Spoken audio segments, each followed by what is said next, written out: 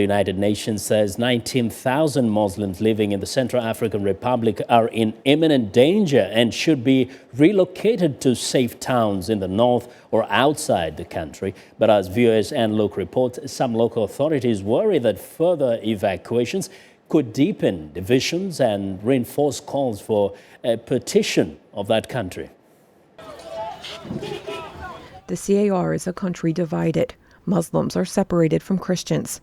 Some talk of eventual reconciliation, others divorce. That's what I want. If we separate the country, everyone can be at peace.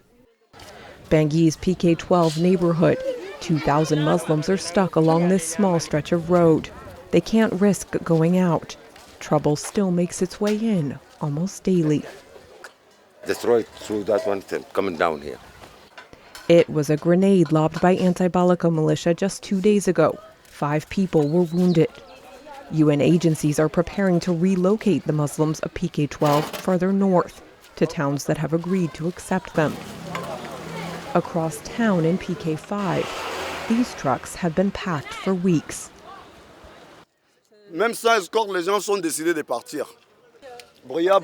Even without a military escort, people say they will go. Bria, Bambari, Birao. Everyone is going there. We've had it here.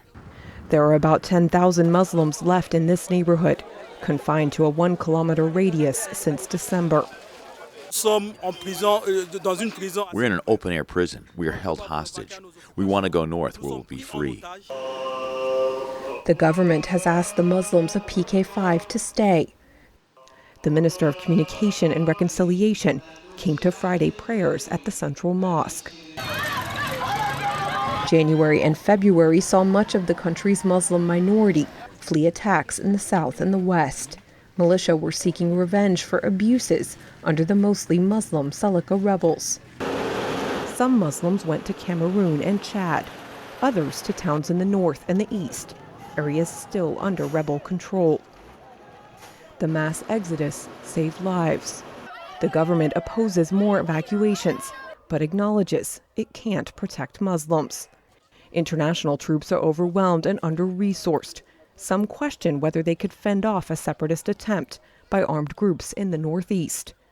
Presidential spokesman and political advisor Clément Anisseguiama Massogo says partition is a dangerous prospect.